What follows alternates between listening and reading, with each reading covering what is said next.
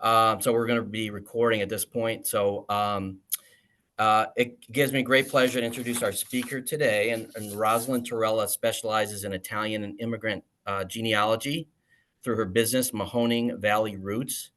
She wrote a monthly Italian genealogy column for La Gazzetta Italiana for many years and is the treasurer and newsletter editor for the Mahoning County chapter of the Ohio Genealogical Society. She was recently published in the NGS magazine. Rosyln enjoys conducting workshops and lectures on genealogy and is a member of the Association of Professional Genealogists. She lives near Youngstown in the village of Lowellville, Ohio. I hope I said that right, which is the home to a large number of proud Italian Americans. So today, Rosyln's going to speak on how to use the Steve Morse genealogy tools. So without further ado, I want to turn it over to Rosyln. Do you want us to go on mute, Rosyln, and then hold questions for the end, or? Yeah, that'll be great. If you want to even put them in the chat so you don't forget them, that's fine too. Okay. Then we can go back over them, but that'll be good. Okay, John or somebody will be manning the chat. Okay, thanks. All right, I'm going to go ahead and stop my video, but I'm going to go ahead and share my screen. Okay, can you guys see my screen?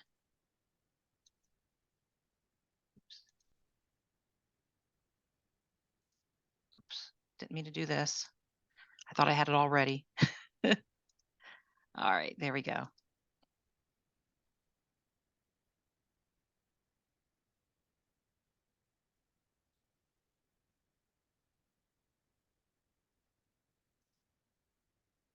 Okay, if anybody could just give me a thumbs up. Tom, can you give me a thumbs up if you see it?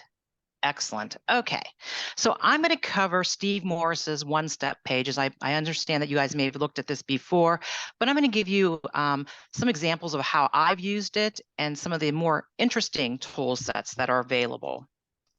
So here's what I'm going to cover. I'm going to tell you who Steve Morse is, where you find the one-step web pages and tools, and what web pages and tools there are, and how to use some of them. So who is Steve Morse? There's a picture of him. He's actually a computer engineer from Brooklyn, New York. I believe Steve is in his 80s. He's actually like a genius. He led the development of Intel's 8086 microprocessor chip. So if you guys remember that, that was back in the 80s. And he's also a genealogist, which is wonderful when you have a computer whiz who's also a genealogist, because then they get frustrated with trying to find things and they create something like what he's done. And that's exactly what he did. He created these one-step pages because he was really frustrated when trying to search the Ellis Island website, which is the statueofliberty.org passenger light. So he said, okay, I'm going to figure out a better way to do this. And he actually did. And so we'll take a look at what he did. So here is the URL for his web pages at the top in blue. If you look on the handout, it's also on the handout as well. But as you can see, there's like a bunch of links on there, and we're going to go over some of these. But it's really very simple to use. And what I like about his web pages is that once you figure out how to use one set of tools, it's very easy to go on and use the other set of tools. He uses the same kind of user format, so that makes it really convenient, because once you learn it, then you can figure out how to use it. He has over 300 tools. Most of them are free to use. However, some of them have back-end databases that require you to have a subscription to see the results, most notably Ancestry.com. And you'll be able to know whether you're looking at one of those tool sets that uses Ancestry by seeing a little $ in front of the link. The tools cover a variety of genealogical related topics, including some other interesting, what I call like geeky topics. Like I said, it's very user-friendly. Then they connect to these backend databases that present results that can be quickly sorted and scanned. I actually like using his tool set for searching passenger records much better than the big genealogy sites like Ancestry or Find Family Search or Find My Past, because I like the way he gives me a very succinct table that I can scan through quickly and sort through. And so you'll see some of those examples, but his web pages are actually my first go-to when I'm searching for a passenger list. So I'm going to start talking about immigration research. And this is under the tab Ellis Island and Castle Garden search forms and ship arrivals. As you can see, there's a whole slew of them. I had mentioned earlier, ones that you see with this $ are ones that are connecting to Ancestry, so there would be a fee to use them. You have to be a subscriber to be able to use them or be logged into a library version of Ancestry. But many of them you can use for free because they are actually connecting either to Family Search or to the Ellis Island website, which there is a link in the syllabus on how to access that site too. But the one that I most commonly use is the gold form. And this allows you to search for Ellis Island passenger records between 1892 and 1924. The white form covers the entire period of Ellis Island between and Castle Garden between 1820 and 1957. So if you're searching for someone who arrived prior to 1892, you would use the white form, or if they came after 1924, you would use the white form. He also has something called a missing manifest. And this I use, this viewer, when sometimes you are not able to find a manifest for someone, but you know they did sail on a particular ship. But for some reason, when you try to search with a different indexing, you cannot find it. Usually like maybe Family Search, Alice.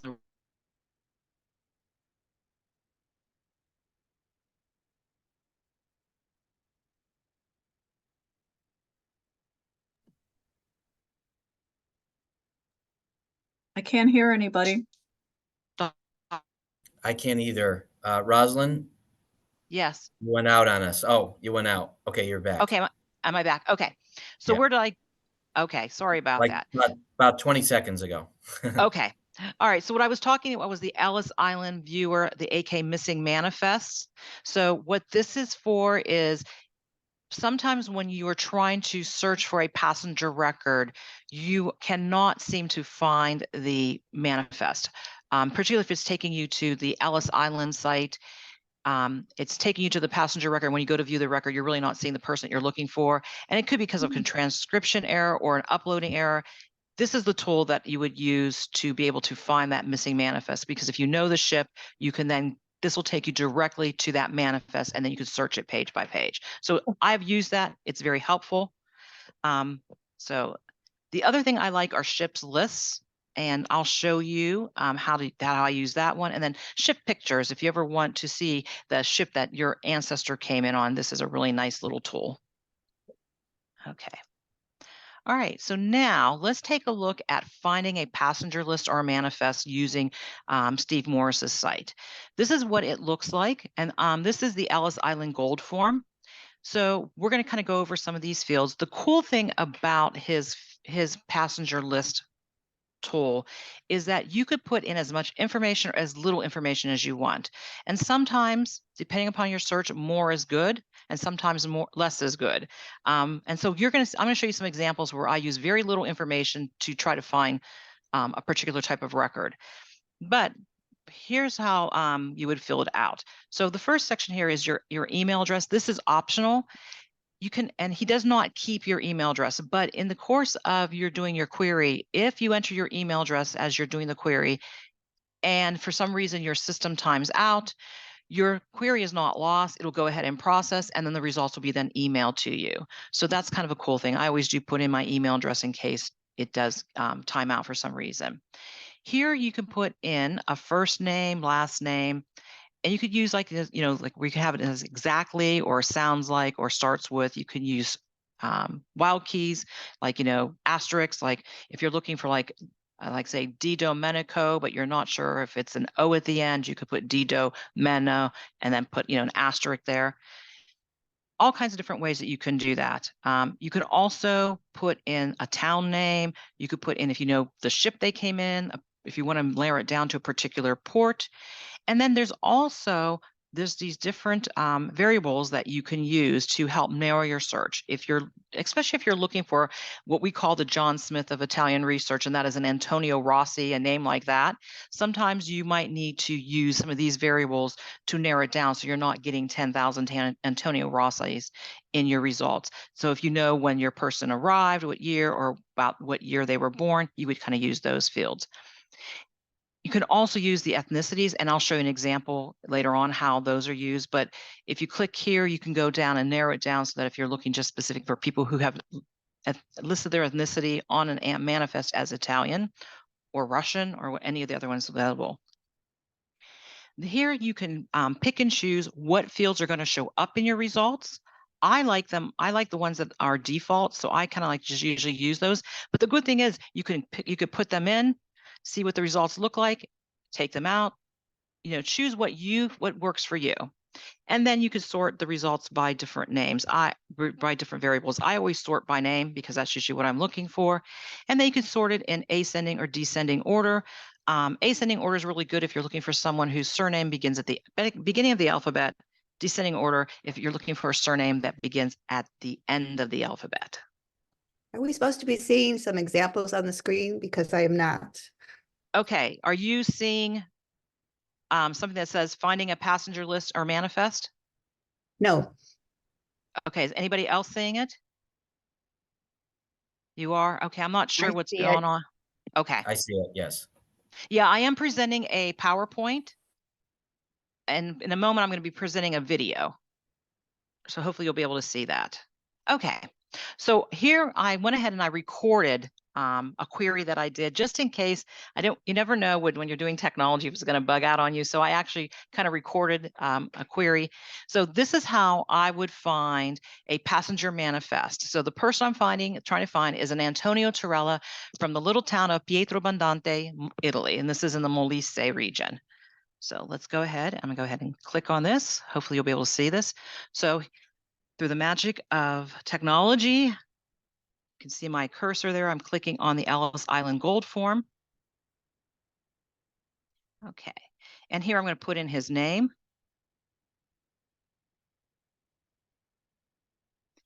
And I'm just going to do a real basic search. I'm going to go and put in my email address. And I'm going to leave these fields as they are.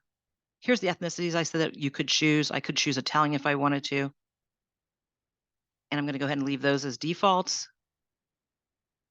I'm going to go ahead and sort by name, ascending order, search. And I'm just going to pause here. That was how fast the results came back in real time. Incredibly fast. And what I like about this is I'm not seeing like a whole bunch of results on a page like you might see from Ancestry or Family Search. I like this because it's very succinct, the list that I get, and I can look at it very quickly. And I just really like the format. The other thing that you can do is you can sort each of these columns. Okay, so that you could, if you had a much longer list, you could sort the names by residence. So if you're looking for trying to see like maybe all the Torellas who came from Pietrobandante, they would show up more grouped together if you sorted them. You could do it by age, the year they arrived. These links here, if you have an Ellis Island Records.org account, if you click on these, it'll take you right to that website, and you can then view the passenger record and the passenger list and a ship image. So this works best in conjunction with one of those accounts, and they are free, and there's information in the syllabus on how to get one of those if you've not done it. But that is basically what we have here. So let me go ahead and let it start back up. So as you could see, my results showed me two candidates that looked like they were Pietrobandante. And this is actually my grandfather. He came to the United States twice through Ellis Island. So this is me logging into the Ellis Island records because I asked to look at the ship manifest. And now it's taking me right to that site. And it's giving me the passenger record. And here's the manifest right here, where I can then look at it. There's Antonio Torella. And I'm just like scrolling through there. But as you can see, it's very quick and it takes you right to it. Okay. Now, there are some creative ways to use his tool. So what I showed you is the most common way that you would use it, that you're trying to find, you already know your passenger's name and you're trying to find their manifest. But what about you are trying to find something else about your ancestor or someone that you're doing some research on, particularly with Italian Americans? Sometimes what we find is, we're so far removed from when our ancestors came that we don't know even what town our family came from. We know what our original surname was, and that's imperative. We need to know that to be able to do this search, but we don't know what town that they came from, what town, we might not have been able to find their their passenger record. We might not have a naturalization record. All the records that we have show that they were just born in Italy. You know, they weren't very specific. Or maybe it just shows something like Naples, but we know that they came from a small town around Naples. So how might we use this tool to be able to find the ancestral village when we know a surname only? So let me go ahead and show you an example of doing that. So I'm going to go ahead and put in my email address. Okay, and in this case, I'm using my German side of my family, and that is my mom's side. She's a Baal, B-A-A-L. And so I put that in, and I'm going to pause this really quick because this is a good example. As you could see, how fast this was in real time. That's how fast, by just putting in that surname, that I got. As you can see from records from 1 through 43 are all the Balls who came through Ellis Island. And there, depending upon when they came through, their passenger list will list their residents. And as you can see, there's some Youngstown, Ohio folks. These are definitely my ancestors. And then I'm seeing something like Brestovac. I'm seeing something like Szilárd. And so these kind of now are giving me clues, and these are actually my great-grandparents and my grandparents. So I know that this is probably, you know, the name of the town that they came from, or were at least living in when they emigrated to the United States. So let me go ahead and let this continue. The other cool thing about this is it kind of also shows you some friends and associates. Like, you know, maybe your grandparents didn't have their residence list or the person you're searching, but one of their siblings who came to America, or a cousin that you recognize the name who came through America, you can see it on here. So it's really cool. And you can also sort this if you have a whole bunch, so that you can see like the groupings where that surname shows up most as coming through Ellis Island. So here's like Anton Ball. I found out that he was a cousin of ours. And I'm going to pause this for a second, because the other thing I found really valuable this is, so when my grandparents came prior to World War II, the town that they were coming through was Szilárd. When my cousin came through a couple years later after World War I in 1921, it was now Brestovac, Yugoslavia. So this might even also help you see name changes for different towns for people with the same surname. Okay, go ahead and go on. You can also use it to find an original surname. That is another challenge that we Italian Americans have, is when we are starting to do our research, maybe our family surname has been changed, it's been Americanized. It's very common for that to happen. And without knowing the original Italian name, we are really kind of stuck with just doing research here in the United States. So we need to have that Italian surname in order to do further research. To even find that passenger record, we need to know. But if you don't know what it is, how do you even begin to look for a passenger record? So this is an example of how you can use this tool to find an original surname when you know the ancestral place. So let me give you an example. We're trying to find grandma, and her name was Mary Butch. That's what she went by here in the United States. We know that she was born in Pacentro, and we know that she was born in 1884. So let me show you how we would find that. Now we know typically when we see a name like Butch, we definitely know that's been Americanized. And so usually the Italian surname, not 99% of the time, but a lot of the times it's going to sound very similar to Butch, right? So what we're going to do is we're going to put in just Pacentro. That's the great thing about this tool, is that you could just put in just the name of the town that you're searching. And in this case, I'm going to go ahead and put in ethnicities, just so I get just only Italians in case there's a Pacentro in another country. Sometimes they have similar names, and I'm going to hit search. And look how fast that was. And as you could see, all these people are from Pacentro. In the case that I'm looking for, L'Aquila is actually the region that I'm looking for, or the province. But you can see that some places in Sicily are named Pacentro. But as you can look here, I'm going to pause this for a second. There are 1,967 people that came through Ellis Island that they were able to identify from coming from the town of Pacentro. So now this is going to help me by searching through this. I'm going to kind of like look to see, is there a name that sounds like Butch that could have been Americanized to sound like Butch. So I'm just going to scroll through these, and I'm going to go quickly through. You can go 50 at a time. I'm going to go through the B's. Okay, so here I'm getting to B. I'm seeing Battaglini. I don't think that's it. Borsili. Look at this. Bucci. I see the surname Bucci. And I see a Maria. And when I go back, I see that she was born between 1883, 1884. So this is a very potential candidate for my Maria. And so now I can go ahead and I can click on that passenger list. I can take a look at, does the biographical information on that passenger list match up with my Mary Butch, my grandmother?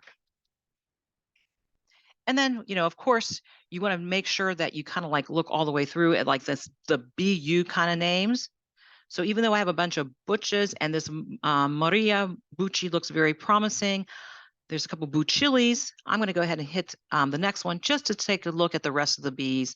And I don't see any Marias, but at least it's, now I have a way of looking this. And I've actually used this tool quite a bit to find original surnames. It kind of gives me that clue as to, in an ancestral town like Pacentro, the people who have a surname that sounds like Butch would have been like Bucci or Buccitelli. Okay. So it's more than just Ellis Island. I know I talked about Ellis Island a lot because I think there's a statistic that 40% of the people here in the United States can trace at least one ancestor back to Ellis Island. But he also has tools out there to search other passenger ports, such as immigration ports, such as Baltimore, Boston, Galveston, New Orleans, Philadelphia, San Francisco, and also outbound Hamburg, Germany. So for most of us, if you don't know where to search when you're starting your search, I say you start with Ellis Island. But as I learned in my own family research from my grandfather when he came to America, Antonio Torella, the first time he came through the port of Boston. And then his subsequent visits were through Ellis Island. So I spent like years trying to find his Port of Boston record. And that's a whole nother story. But, you could use these tools. Now, unfortunately, Boston, Baltimore, Galveston, New Orleans, Philly, San Fran, they are all through Ancestry. So if you don't have an Ancestry account, you can use, if you can go to a public library, you could use their library version. You just need to take a little bit of steps to be able to use it. And in the syllabus is a way that you can use it, instructions on how to do that. And also down here, he has instructions on how you can connect, still be able to use this tool with a library account. Okay. There's also another database. Oh, pardon me. Sorry about that. There's also another database that NARA has, and this comes from the NARA records, Germans, Italians, and Russians to America. And so sometimes you might want to just pop in some information to see, particularly for your Italian immigrants who came between 1850 and 1900, to see what kind of records might be out there from this NARA database. And here you can put in last name, first name, residence, destination, and all these other factors. Here's an example when I did a search for a Boris Ivan, what I got. And then if you click on this get transfer, get ship, you get some more information. Go ahead and show you that. Then you can see some more information, what ship he came on, his port of departure, and his date of arrival. And that's just by putting in, a name and hitting search. So this is kind of interesting. If you've not checked this one out, it might be interesting to check this out for your Italian ancestors, because you may find, you might have assumed that they only came to the United States once. You might have found the most recent passenger list, but this might give you a clue if they came very early on, particularly if they came through Castle Garden. New York ship list. This is another one that I like to use, and it's right here. And there's two of them. There's an ancestry version, and then there's a family search version back end. And what is really cool about this is that if you use this one, it will list all the known arrival dates for a particular passenger ship to the Port of New York. They have it just for New York. And it's going to list all arrivals between specific dates. So if you're in a situation where you cannot find your ancestors' passenger list, but they came on a specific ship or a specific date, but when you put the search name, the terms in either the Steve Morse tool or Ancestry or Family Search or whatever one, and it's still not showing up, you might have to resort to this. Also, I had mentioned that Ellis Island Records sometimes doesn't link a name to the right passenger list. So you might use this tool to find the right page. Let me give you an example how I ended up using this. As I mentioned, my grandfather, Antonio Torella, came to America 3 times. He was a bird of passage. The first time he came was in 1902, and I was able to figure out that he came through the port of Baltimore because I got his immigration, his petition and declaration paperwork, and it showed that's where he came aboard a particular ship in 1902, and the date. But when I've done searches, I was never able to find it through the port of Baltimore. What I did was then I went to the ship's list and I found the particular ship, the particular voyage sailing, used this link to then go to the first page of the passenger records, and I searched through, I think, the first 30, 40 pages, scanning those 30 passengers per page to see if I can find my grandfather, because I knew he was on that ship, but why wasn't he showing up in indexing my searching? Why wasn't he showing up? And the reason is because he also came with his older brother, Dominic Torella. And so Dominic was listed as Torella Dominic, and then the next line was my grandfather, who was listed as brother Antonio. So the person who indexed my grandfather indexed him as Antonio brother. So I never would have likely found him unless I was doing it this way. So that's just how you could use that. So I'm going to show you an example of how we use the ship list. And this is like if I'm searching for the ship, the Princess Irene. Okay, so I'm going to go here to right here. I could either use the Ancestry or the Family Search one. Click on that link. And I'm going to go ahead and search it. I can actually search it through the ellisisland.org one because I don't need a subscription for that one. So I'm just going to put in Princess Irene. I'm going to hit search. So now you could see, you just pause here for a minute. Now you can see every voyage the Princess Irene made. So, and also on microfilm, what series it's under, the date that the ship arrived, and what port it left from, Bremen, Naples, Genoa. And then you can click on here and find more information. So this is, like I said, is really helpful. This is how I used it because I knew which ship my grandfather came on. I knew the date. And so I actually used this to be able to click right to the ship. So I can just show you through that. Let me go ahead and click on one of these so you could see.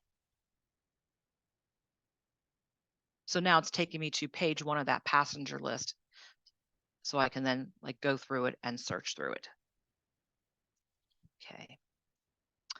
So here's another creative way that I've used the search list. And this is a case example. So the situation I have is I'm told that grandma was a year old when she came to America.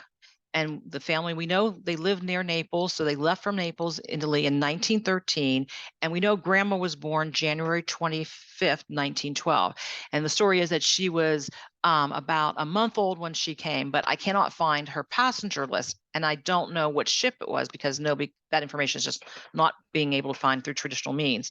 So let me show you how we could use the ship list to find potential candidates for what ship she may have come on. Okay.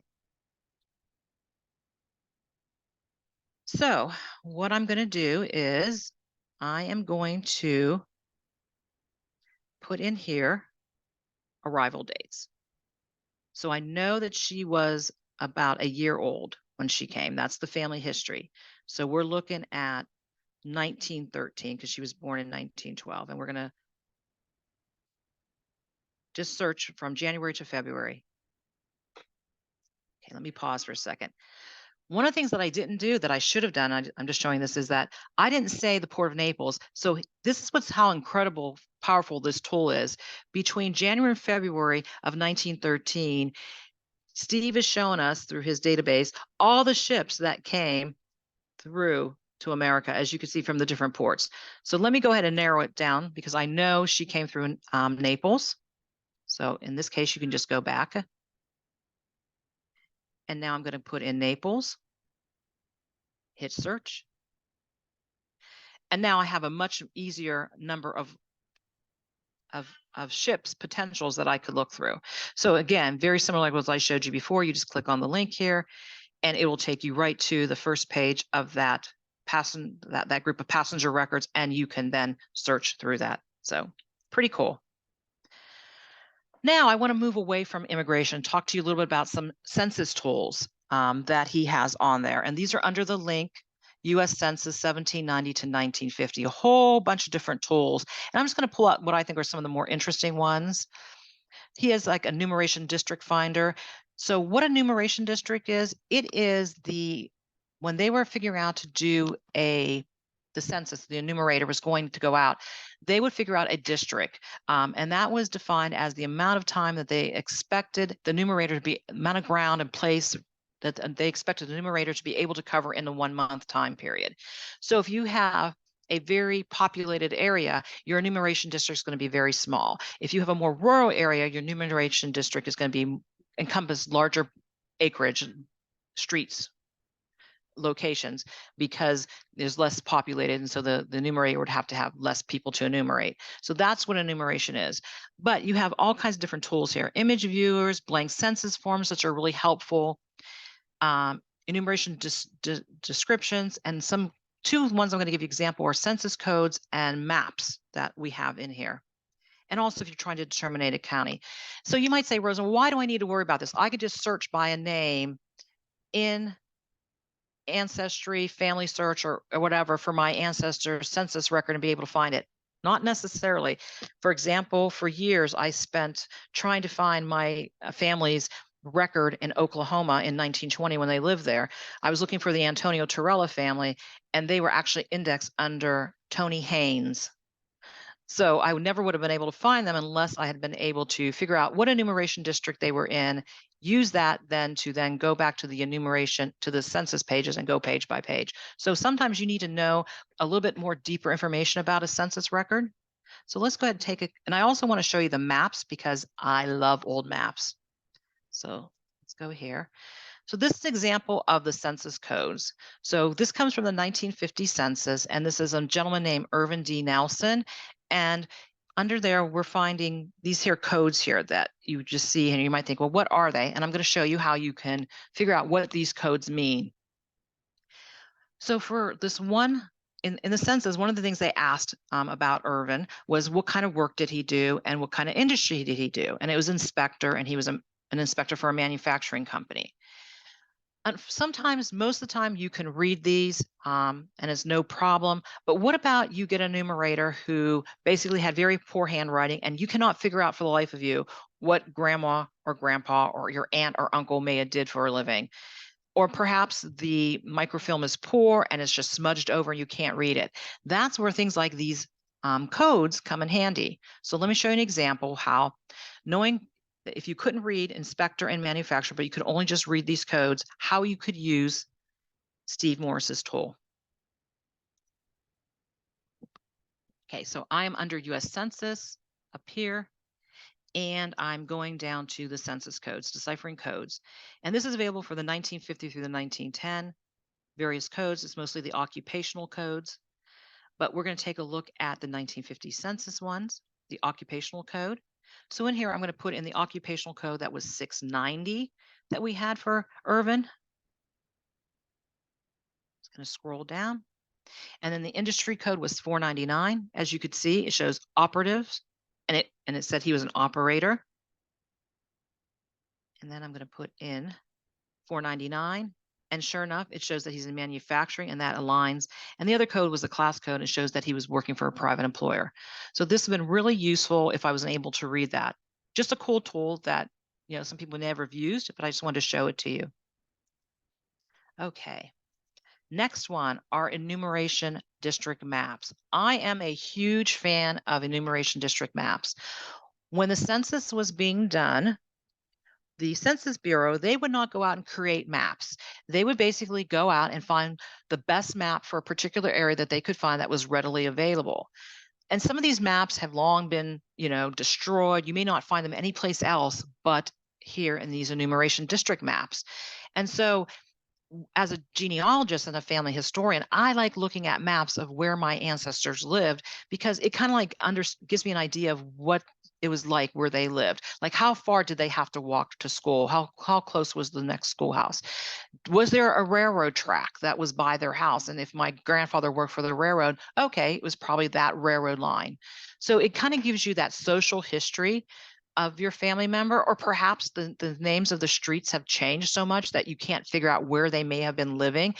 You can use these old maps to help you identify information. So here's an example of how you would find an enumeration district map. And these are being pulled from the NARA website.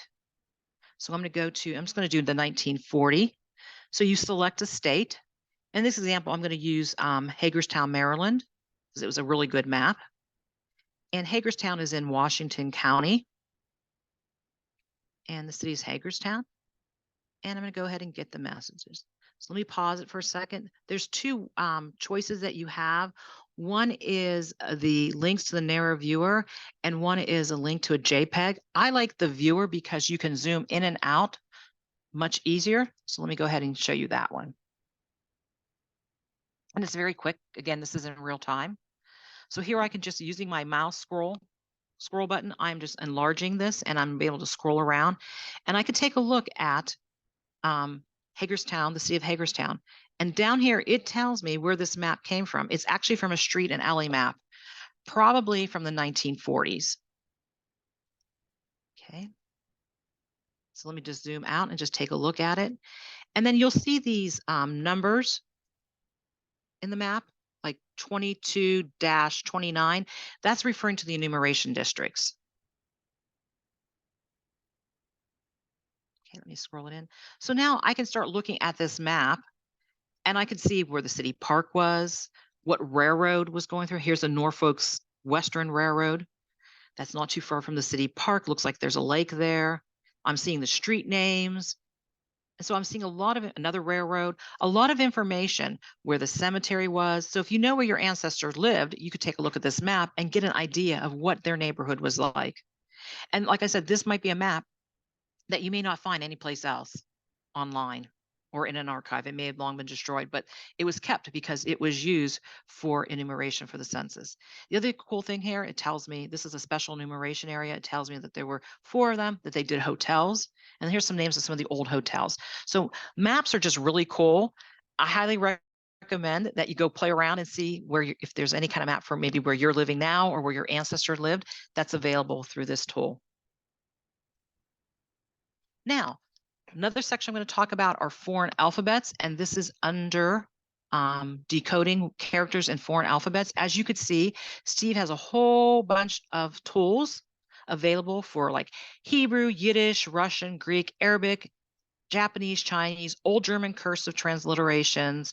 So sometimes you might find a record that might be in a different language and one that has a different alphabet. You can use this tool to do that. So let me give you an example of how you could use it for Greek. So I'm going to show you, here's a name that I came across in a record that was written in Greek, but I don't read Greek. So I need to be able to translate this into English. So Steve has a tool that will help me do that. So I'm going to go down here to Greek to English. And as you can see, there's all the Greek alphabet right here. He shows all the Greek alphabet, and you can choose whether you want something names and letters or letters only, whether it's an uppercase character or a lowercase character. In this case, this is a name. So this was uppercase and these are all lowercase. So let me show you how I went ahead and translated this. So I'm just going to do letters only. So the first letter I'm picking is that letter right here. I just picked it from the list, and down here it's showing me the result that Greek letter translates to a P in English. So let me go ahead and do now lowercase. And I'm just going to go ahead and just click on the letters that I'm trying to find and transliterate.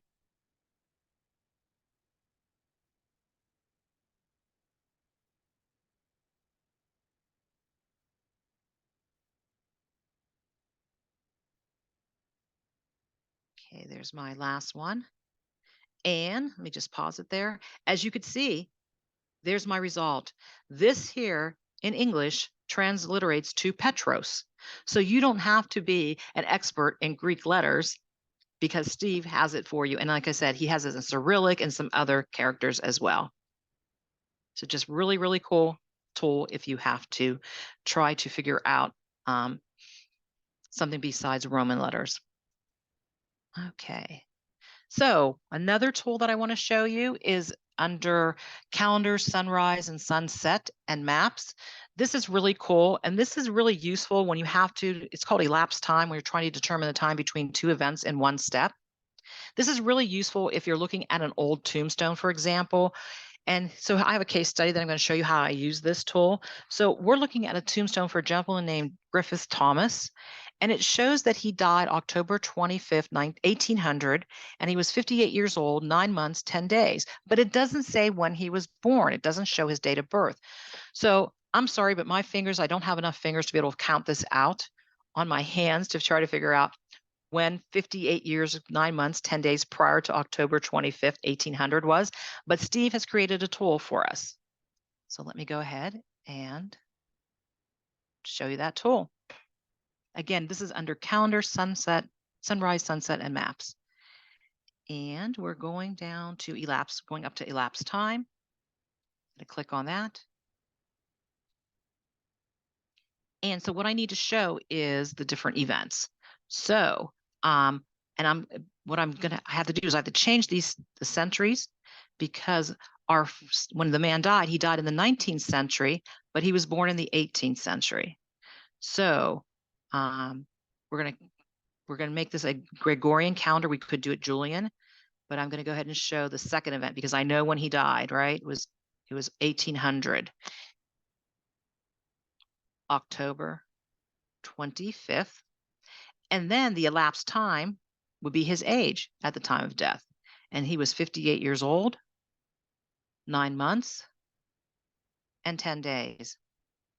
And look at this right up here. Let me pause that for a second. Now I know that he was born January 16th, 1742, or very close to that date. So pretty cool. I didn't have to try to do that in my head, but Steve Morse has a great tool that shows that. Okay. And now the last tool that I'm going to show you is one that's pretty cool. And this is decoding Social Security numbers. So, and this is under births, deaths, and other vital records. I kind of like this tool. It's kind of a fun tool to use. The cool thing about Social Security numbers, those that were issued prior to May 25th, 2011, were issued based on where a person applied, where their residence was when they applied for an SSN.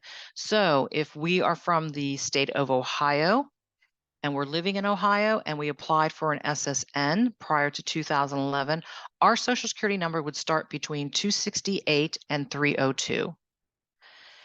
If we lived in a different state, those first 3 digits would be a different set of numbers. So Social Securities have this type of format. And because they were issued based on residence, where the person was living or applying, it will give you a clue as to where you could try to figure out where that person was if you're trying to search for records. If you have like an ancestor who was a Rolling Stone, or you can't quite figure out where they may have been in a certain decade, and maybe they applied for an SSN at that time, that will kind of give you a clue as to where you can look for, what state to look for records. The first Social Security numbers were issued in the mid-November 1936. And so this tool will work for anybody who has an SSN. So someone born before 1865 is not going to have an SSN. So these might be your ancestors who came to America later and who lived long enough to apply for a Social Security number. And so this is kind of a cool tool to use.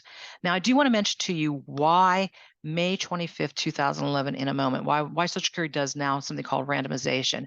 But let's take a real quick look at the format. So this is the area number. These are the first 3 digits. So these are based on where a person was living or where they had applied for an SSN. The next is a group number. These are the middle digits of your SSN. And so these are usually issued by group, by like a sequence, and I'll talk to you about that in a minute. And then last 4 are the serial number. And so these are issued sequentially by group, by area. So let me give you an example. If you had someone who was born in the state of Ohio and they applied for an SSN in mid-November 1936, the first person might have gotten 268-01-0001. The next person would have gotten 268-01-0002, and they would have issued SSNs in that 268-01 series through 99999. Then they would have went 268-03-0001, and then so forth. So the first groups of SSNs were issued by an area, and then this group number would have been 01, 03, 05, 07, 09. Then Social Security went back and started doing 02, 04. So because there was a certain way that they were issuing these numbers and the time period, Steve Morse was able to figure out that algorithm and create this tool. So let me show you how it works. Here's the chart that's available at stevemorse.org /ssn.html. And as I mentioned, the state of Ohio, here we are, 268-302. That's the one their SSNs are going to begin because that's the group number. But why does Social Security go to randomization? If you take out a little state like West Virginia, in 1936, West Virginia wasn't very populated. So Social Security just assigned 233, 234, 235, and 236 to it in order to issue Social Security numbers to people who were residents of that state. The problem was, as the population grew around the early 2000s, Social Security was realizing they had a problem, that if they kept trying to keep to this process, to this schema, that for some states that had very little numbers associated to them, group numbers, they were going to run out of SSNs. So that's why they went to randomization in 2011. Social Security does not reuse SSNs. So once you are issued a Social Security number, that is your SSN for life. It is not recycled even after you die. So, but now it's randomization. So if you're from Ohio, your Social Security number could start with any one of these numbers except for a 900 series. They don't issue those. And they don't issue 666, I'm sorry, right here. Those aren't issued. And 773 to 799 aren't issued because those were reserved for the Railroad Retirement Board. So just kind of a little trivia there. But let me show you a little tool. So here's a case study that we're going to do, an example. We have Grandpa. His name was William E. Martin. Here's his Social Security number. He is deceased, so that's why I can show you his Social Security number. And we're going to try to figure out where he was between 1930 and the 1940 census. We know by looking at his SSN, that 09, that he got an early SSN, but where is this 010 coming from? So we could have looked at Steve Morse's tool, his little chart, but let's just go ahead and use his little tool here of decoding Social Security numbers. And we're just going to start by putting in the 3-digit decoder. And it shows he was in Massachusetts. If we go down a little further to the 5-digit decoder, it gives us a little bit more details. It shows us Massachusetts between 1936 and 1950. So now we can narrow down that William Martin was living in Massachusetts when he applied for his SSN. So pretty cool little tool to use. And with that, I'm going to show you this last thing. So if you enjoyed learning about Steve Morse's tools, but you want a little bit more, he does have some recorded lectures. When I did this a couple years ago or looked at it recently, this is what he had available. I think he adds to them periodically. So take a look at those. I think there's some real interesting things in there. And hopefully you have found something very interesting in here. So let me go ahead and stop sharing. Okay. And I'll turn it back over to you, Tom. Okay, great. That was very interesting. Thank you, Rosyln. There was a few questions in the chat, so let me try this.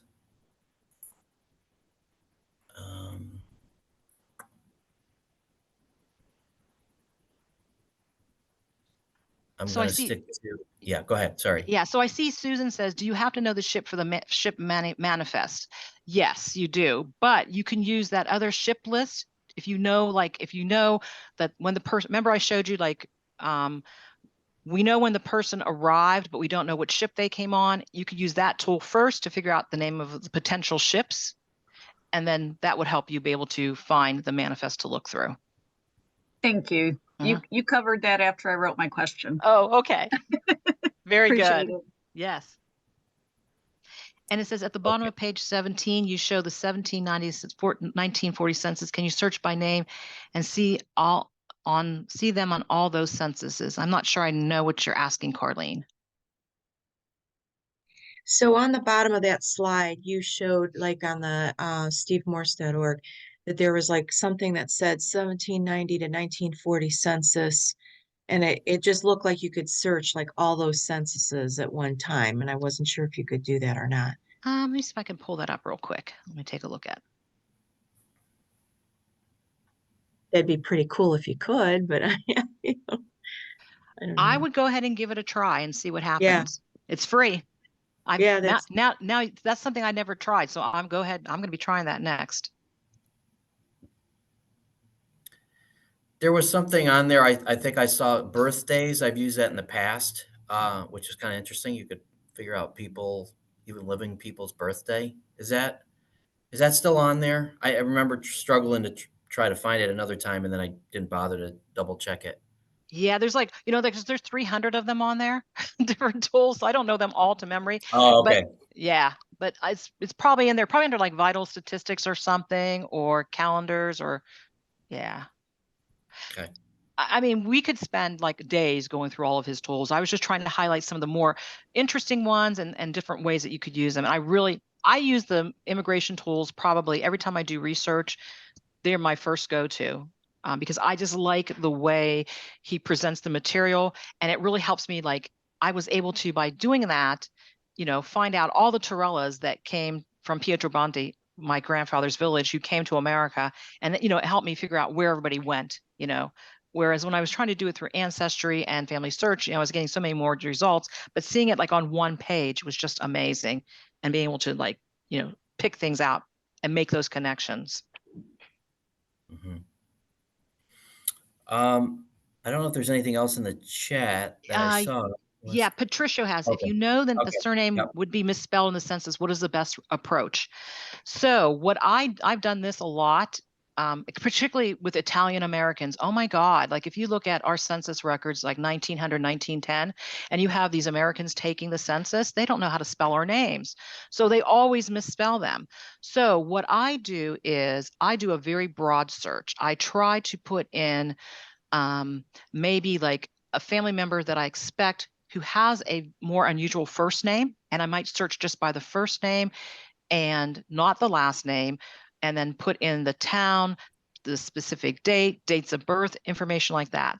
How I found my Antonio, who was indexed as Antonio or as Tony Haynes, he was in Oklahoma in 1920. So one of the things that I did was I just put in, it happened at like 3:00 in the morning. I woke up and I said, you know what, I'm going to search for Grandpa one more time. So I went in there and I just put in Tony, 1920, living in Oklahoma, born in Italy. And I think I got like 20 results. And then from there, just looking at each one of those 20 results, and I found that my family were the Haynes because they could not, I think what happened was my grandpa was right at the coal mine working. Grandma had barely spoke any English at that point. The enumerator could not understand her, so he just scribbled something. And I knew it was my grandfather because my aunt, their first daughter was Pasqualina, and there was a child named Pasqualine. So I knew it was them. So yes, sometimes you have to, less information is better, not using that last name, using a first name, or looking for people that maybe were their neighbors and trying to find it through their neighbors, and then going to that census page and looking at them. Hopefully that helps. Yeah, I had a similar experience. I had my maternal grandfather's last name was butchered, so I just searched for all the Raphaels from the little town that he came from, that were, and there's 300 of them to sift through. Some obviously duplicated, but I was finally able to narrow it down to his last name, and it was way off from his actual last name. Mm-hmm. Rosyln, this is Jim Genetti. Where do you get the syllabus you've been referring to throughout your presentation? We emailed that, Jim. We'll have to get you on the email list. You shared I that did not already. receive it. Yeah. Okay, thank you, Tom. Yeah. Okay, so a couple more questions. Patricia, are you open to questions via email at a later date? I think, yes, I am. I think I put my email on the syllabus. If not, Tom can share it. Yes. And then also Cynthia asked, does Canada have a social security type numbers? I know they have social security, but I don't know how that works for Steve Morse's tools. And then Amanda asked, have you come across a situation where someone on the manifest, but in the D10 section, would they be anywhere else in the manifest? Yes, they would be. So yes, if they're on that manifest at the back of them, usually those are the back of the pages, they are somewhere in those 3,000 names. So what you might want to do is just use Steve Morse's creative tools to try to figure out where they are in that manifest, or use that ship list and go directly to that manifest and search page by page. But if they're on the detail, they were also listed on the manifest somewhere. It's possible that they didn't get indexed because the indexer couldn't read the handwriting. It was damaged. Maybe it was a page missing, but yeah, they're there somewhere. Okay. And Rich wanted me to unshare my screen so he Sure, could share. Yeah. I'm gonna go ahead and Go put ahead. my email address in the chat. I have two. Let me go ahead and use this one here. I have a couple of them, but Yeah, Tom, I appreciate. I've got a curious manifest that's not in cursive writing. It's actually printed. So I just wanted to have a discussion with Rosyln. yeah, that must be like maybe the 1920s manifest if it's typed. You're absolutely right. Yes. Yeah. God, those are wonderful. I love them. But I guess my question, Rosyln, is basically, it looks like it was typed. So somebody had to take the cursive writing and print it and put it in. And No, here's what I think happened. So the way my understanding is that manifests were created is that they were done in the port of the person was leaving from, so Naples. So you would have the big manifest sheet there, and the purser or the person who was taking the information from the immigrant was typing it onto the manifest, just as if they might have written it before. that was the other thing about the mechanics of how the manifest worked, meaning, yes. So what we're saying is the people, the staff at the Port of Naples knew how to write English cursive.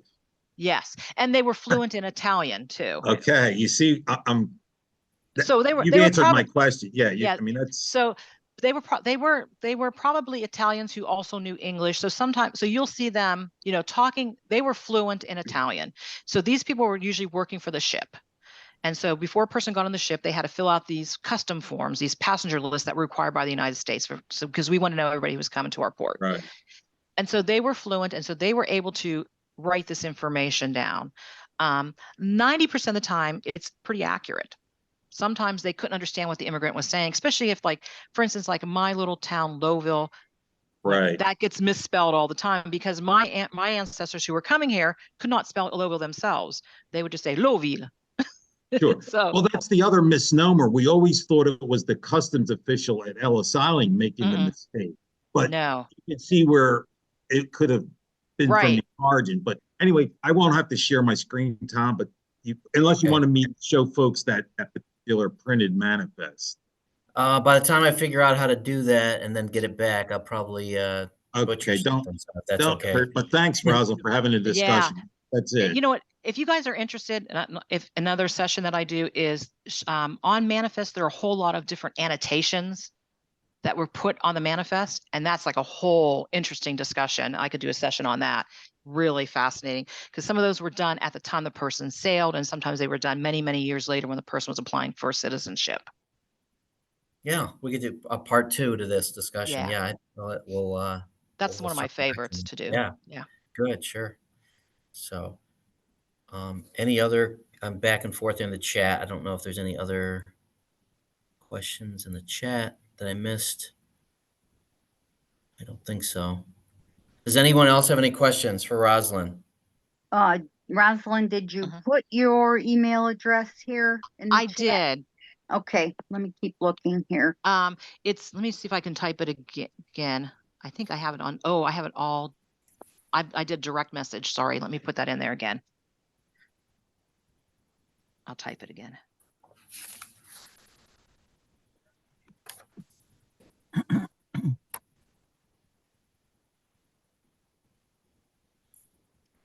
There you go. There you go. Mahoning Valley Italians at gmail.com. So I have a question for the group. Anybody ever been to Lowellville for the baby doll dance? Does anybody know what I'm talking about? No. We have a tradition here in my little town for the Feast of Our Lady of Mount Carmel that goes back 120 years, where we actually have this 15-foot paper mache baby doll.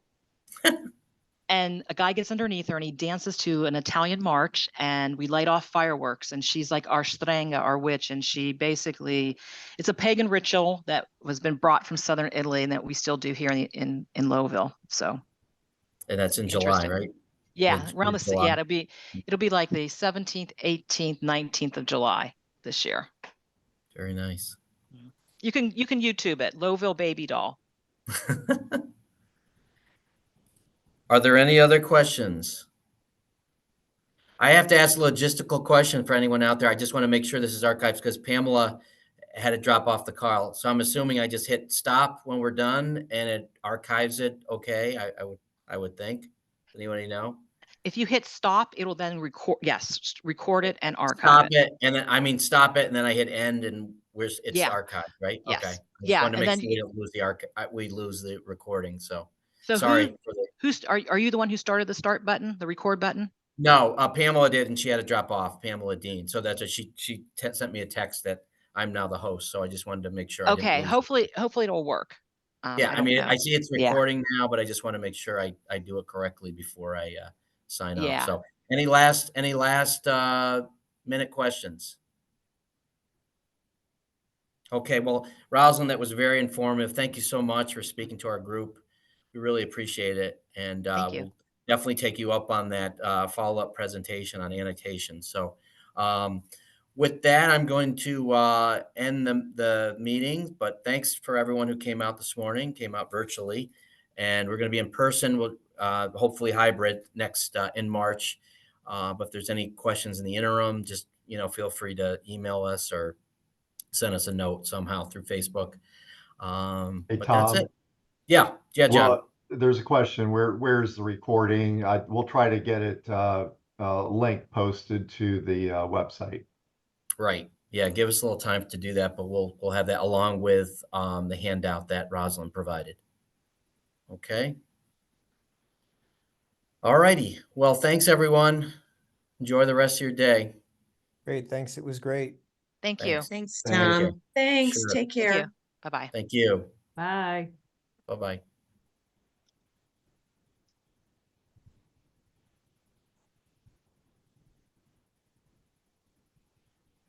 Bye, Tom. See you soon.